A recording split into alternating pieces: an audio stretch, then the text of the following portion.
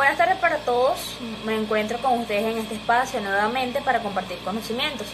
Mi nombre, como muy bien lo expresaba en videos anteriores, es Ixamar Fernanda Hernández González. Soy estudiante del área de posgrado en Derecho Procesal Civil de la Universidad Nacional Experimental de los Llanos Centrales Rómulo Gallegos, sede San Juan de los Morros, cursante del segundo trimestre, sección 4. Ahora bien,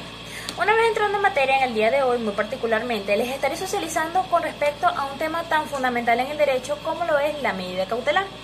pero ahora en base a una de estas, muy específicamente sobre la prohibición de enajenar y gravar bienes inmuebles. Primeramente, es menester hacer mención que una medida cautelar es un instrumento procesal que adopta el órgano jurisdiccional con el fin de garantizar la decisión judicial, mediante la conservación, prevención o aseguramiento de los derechos e intereses que se corresponden dilucidar dentro del proceso. Una vez dejado en claro esto, corresponde destacar que una medida cautelar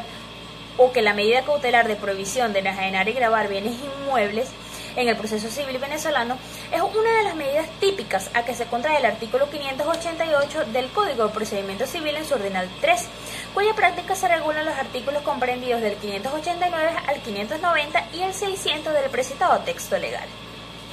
Entonces podríamos decir que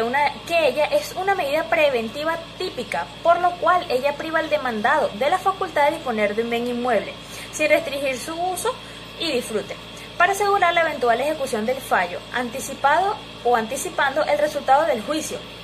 que, de resultar procedente la pretensión, se convertirá en embargo ejecutivo, dirigido a la venta pública en subasta, o se ejecutará la sentencia que se dicte mediante la entrega de la cosa. En algunos casos, esta no tiene finalidad de asegurar la ejecución del fallo, sino solo fijar la legitimación. Para una mejor comprensión del tema, debemos entender lo que significa cada concepto por individual. Entonces, podríamos decir que enajenar es el acto de vender o ceder el derecho o el dominio que se tiene sobre un bien o una cosa. Con ello, si un bien o propiedad tiene una prohibición de enajenar y gravar, se está cediendo o se está prohibiendo ceder o vender el dominio o derecho de ese bien. En términos prácticos, mientras un inmueble tenga inscrito una prohibición de enajenar, no podrá efectuarse el traspaso del dominio. Con esto, dicho comprador o los compradores de la propiedad no podrán inscribirla a su nombre. Y la prohibición de gravar es entonces, o de un bien inmueble, significa que no está permitido inscribir gravámenes sobre esa propiedad.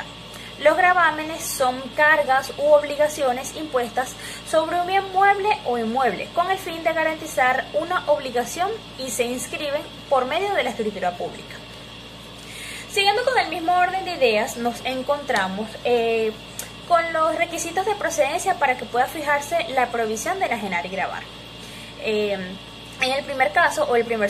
presupuesto de procedencia que permite contemplar o decretar la medida que estamos estudiando, lo constituye el principio de la prueba por escrito, a que se refiere el artículo 585 del Código de Procedimiento Civil, en modo tal que constituya por lo menos una presunción grave del derecho reclamado, es decir, el ya reconocido y estudiado fomus bonis iuris, que debe estar presente, cabe destacar, en cualquier solicitud de medida cautelar. Y la segunda condición o presupuesto para dictar una medida preventiva por la causal estudiada lo constituye la existencia real y sin lugar a dudas del juicio reivindicatorio con las especificaciones y determinaciones que exige la ley al respecto. Por otra parte, nos encontramos con el procedimiento para que se fije una medida cautelar de prohibición de enajenar y gravar, el cual se encuentra contemplado en el artículo 600 del Código de Procedimiento Civil vigente, el cual reza que una vez acordada la prohibición de enajenar y gravar, el tribunal, sin pérdida de tiempo, oficiará al registrador del lugar donde esté situado el inmueble o los inmuebles, para que no protocolice ningún documento en que de alguna manera se pretenda enajenarlos o gravarlos, insertando en su oficio los datos sobre la situación y linderos que constare en la petición. Además, se considerarán radicalmente nulas y sin efecto la enajenación o el gravamen que se hubieran protocolizado después de decretada y comunicada al registrador la prohibición de enajenar y grabar. El registrador será responsable entonces de los daños y perjuicios que ocasione la protocolización. Ahora, como interrogante del tema, nos encontramos que durante los procedimientos judiciales de orden civil es posible que se presente la incidencia de medida cautelar relativa a la prohibición de enajenar y grabar, surgida en los juicios por simulación. Si bien es cierto que la medida o que las medidas no pueden recaer sobre bienes que no sean propiedad de aquel contra que se libre, no es menos cierto que el procedimiento de oposición de terceros a una medida cautelar de prohibición de enajenar y grabar debe ser ejercida por vía de la tercería. Es preocupante y alarmante que el instrumento normativo adjetivo no contemple un procedimiento para la intervención de terceros. Entonces, ¿podría usted explicar, sin involucrar sus valoraciones fundamentalistas o dogmáticas, de qué forma participan los terceros cuando estos poseen un derecho preferente al del demandante? Primeramente, es menester hacer mención que el procedimiento de oposición de terceros a una medida de prohibición de enajenar y grabar no puede ser ejercida por vía de la tercería. Esto en base a lo expuesto en el expediente número 03-234 de fecha 26 de mayo del 2004, decisión 474, con ponencia del magistrado Carlos Oberto Vélez, en el cual, en el escrito supratranscrito, se evidencia que lo planteado por formalizante es la oposición a la medida preventiva de prohibición de enajenar y grabar decretada, tal como lo señala expresamente al indicar que acude ante el órgano jurisdiccional para interponer formal oposición a la medida y que solicita la admisión de la presente oposición. No obstante, la recurrente pretende que el referido escrito sea tomado en consideración a los fines de su tramitación, como si se tratara de una demanda de tercería, pues estima que solo por el hecho de invocar el artículo 370 ordinal 1 del Código de Procedimiento Civil es suficiente. En este sentido, es oportuno destacar que de conformidad con lo previsto en el artículo 371 del Código de Procedimiento Civil,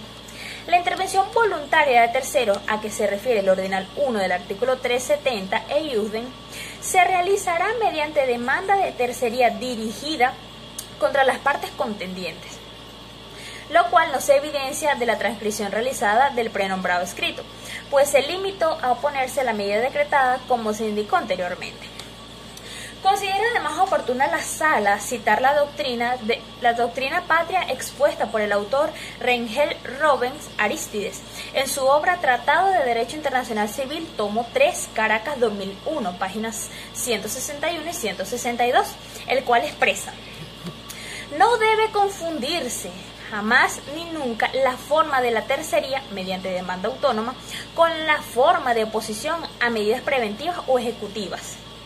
que es también una intervención voluntaria y principal de terceros en la causa, la cual adopta la forma incidental en nuestro derecho.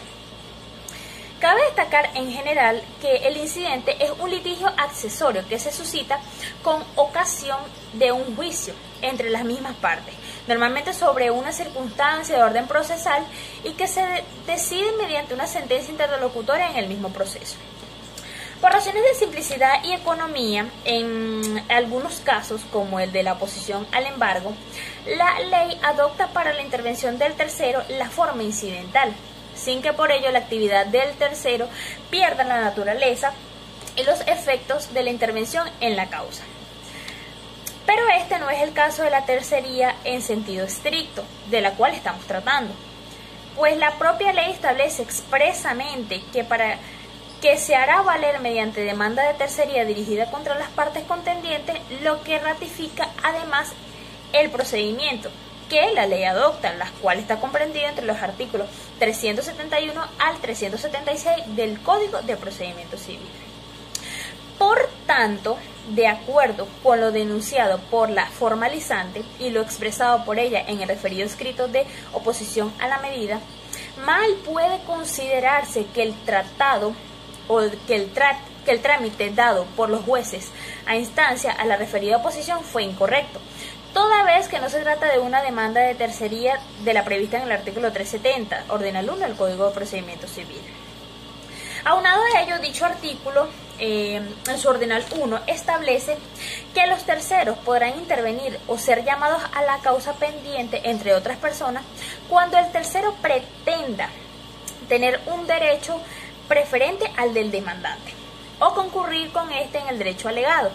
fundamentándose en el mismo título, o que son suyos los bienes demandados o embargados o sometidos a secuestro o a una prohibición de enajenar y gravar, o que simplemente tiene derecho a una de ellas. Por ende,